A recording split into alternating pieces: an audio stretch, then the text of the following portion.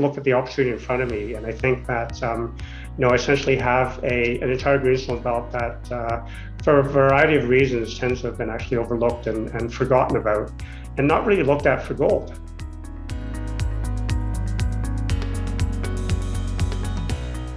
Well, hello, welcome to Assay TV. Today I'm delighted to be joined by Felix Lee, who is the President and CEO of Willeson Metals. Willeson Metals is a relatively new company founded last year, and they are focused on the Lynn Lake Greenstone belt in Manitoba, where they are searching for gold. Felix, great to see you this morning. Can you start us off here by telling us a little bit about the background to the company and the main focus of Willeson Metals? Sure. So thank you, Leo. Thank you for having us on your show. As you mentioned, Willeson Metals is a very young company. We were incorporated just a little over a year ago, last March. And Willeson Metals is a company that's focused on gold exploration in the province of Manitoba. We currently have 4 very large, highly prospective gold properties in the Lynn Lake area of Manitoba. And for those that aren't familiar with Manitoba, Lynn Lake is up in the northern part of the province. As I mentioned, our focus is Manitoba. And the company really, just to give you some background on the company and how we came to be, we are the first spin-out of a company called Exiro Minerals, which is a private company here in Canada. Exiro is a project generator company. And what they do typically is they acquire or gain access to historic exploration data, typically paper data, and they digitize this data, and then they mine that data for overlooked or hidden opportunities. And so the 4 properties that we have in Willeson Metals is the result of Exiro's work in Manitoba. And we really are kind of the first spin-out coming out of Exiro. And Lynn Lake, that region there, better known possibly as a base metals camp, but why are you focusing on gold there? Well, actually, it's a fantastic question. So yes, Lynn Lake historically has been known as a base metals camp. And before I go down as to why we think it's great for gold, I should point out that with the Lynn Lake Greenstone Belt, we have an entire Greenstone Belt, a 100 to 120 kilometer long Greenstone Belt that has essentially been overlooked and underexplored for gold. And one of the reasons for that is historically, the big base metals companies tended to essentially stake up all of the greenstone belts in Manitoba. So the likes of Inco, now Vale, Sherritt in the Lynn Lake area, for example, would stake up all the ground. And it left actually very little prospective ground for gold companies to actually stake or acquire. The base metal companies are now gone for the most part. And it's, I think it's kind of stayed in our collective consciousness that Lynn Lake is kind of a base metals area. And so it really hasn't been until recently that you start to see companies like Willeson moving in to acquire ground and start exploring the Greenstone Belt for gold. Absolutely. And there's some interesting similarities between the Lynn Lake area and some of the rocks at some other big gold mines in Canada. Do you want to tell us a little bit about that? Yeah, so what's also very interesting about the Lynn Lake Greenstone Belt is that it is a Proterozoic age greenstone belt. And typically in Canada, gold exploration has tended to focus on Archean age greenstone belts, like the Abitibi Greenstone Belt in Northern Ontario and Northern Quebec. And so the focus tended to be on camps like Timmins, Kirkland Lake, Rouyn-Noranda, and Val-d'Or. And for one reason or another, Proterozoic age greenstone belts like that in Lynn Lake have tended to be ignored.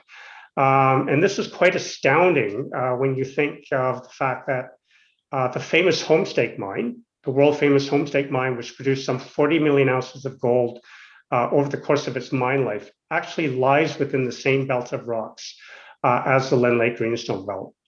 And it's also very interesting to note that if you were to look at all the major gold discoveries, multi-million ounce gold discoveries that have been found around the world over the last 60 years, they've actually been hosted in Proterozoic aged rocks like the Lynn Lake belt. And so it's kind of boggles my mind, when I look at the opportunity in front of me, and I think that, essentially have an entire greenstone belt that, for a variety of reasons, tends to have been actually overlooked and forgotten about, and not really looked at for gold, not that much historically. So. And so let's talk about your projects. Beaucage is your priority target. Tell us a little bit about what you've done there so far. Okay, well, we have, yes, you're absolutely right. So Bocage is our main project. It's our advanced project. I like to think of it as early stage, but also not so early stage. We actually have historical exploration data for the project. There are some 53 drill holes that exist on the project, the northern half of our property alone. And these are spread across 6 known very high-grade gold occurrences. We've considered a lot of these targets actually be, quite basically drill ready or near drill ready. And we hope to be moving on to the property when it's safe to do so. Once we get out from under the COVID-19 related lockdown and restrictions, we hope to be able to get onto the property and start drilling sometime towards the end of this year, or maybe early next year. Excellent. And you also have Hatchet, Hughes, and Barrington-Tow. Hatchet, where's that at? Well, Hatchet lies in the west end of what you would know to or think of as the Lynn Lake Greenstone Belt proper. And it's a very, very large property. It straddles essentially 2 of the main structures that define the Lynn Lake Greenstone Belt, namely the Agassiz Shear and the Johnson Shear.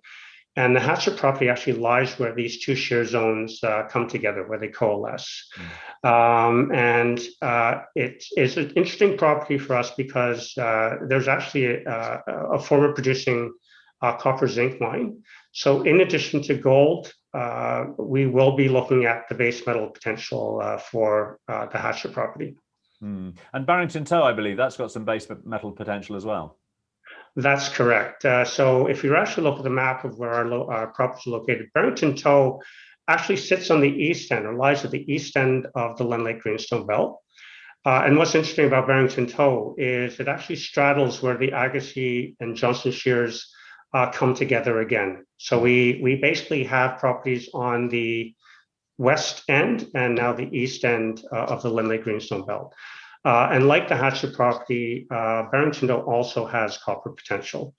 In fact, some of the early work that we've done on the property also indicates that there could be some vanadium potential as well for the property. So some battery metal potential that is intriguing and something we'll probably look at going forward. Excellent. And Manitoba as a mining jurisdiction, how does it stack up? Manitoba actually is a fantastic jurisdiction to do work in. It has a long history of mining, in this case, base metal mining, not so much gold, but base metal mining.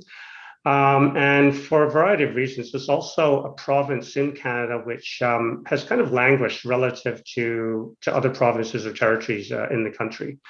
And it's something that the provincial government is very aware of and are working towards remedying. So they're looking to streamline, the various government processes, the permitting process in the province, and the aim really is to ensure that Manitoba is as competitive a mining jurisdiction as it can be, and they're looking at other sort of implementing other incentives such as sort of mining related incentives. They're looking at possibly sort of implementing a government-run fund that is focused entirely on mining and exploration. And so this is really just to drive exploration activity, make Manitoba an attractive place to do exploration and spend exploration dollars. Excellent. So they're really looking to encourage people to come to Manitoba and start searching for more gold. So what are your plans for the year ahead? What are the sort of milestones we should be looking out for? Well, right now we're waiting patiently to get out from under the COVID-19 related lockdowns. We are still a private company, so we're currently working on going public this year. And hopefully we'll be able to do that soon. At the same time, we've been very, very active on the community engagement front with both Indigenous and non-Indigenous communities in the Lynn Lake area. And we're presently in the process of working towards establishing an exploration agreement between ourselves and the First Nations community that is closest to us. So, getting a listing, a public listing, and getting an agreement in place with the local First Nations are kind of key on my sort of radar at the moment. And as I mentioned earlier, our hope is to be drilling on Beaucage sometime towards the end of the year, as well as exploring and advancing our 3 other projects. Excellent. So an exciting year ahead for the company, very much at the start of things, but a very promising looking prospect you have there. So thank you very much, Felix, for joining us today and explaining to us about Willeson Metals. Thank you, Leo.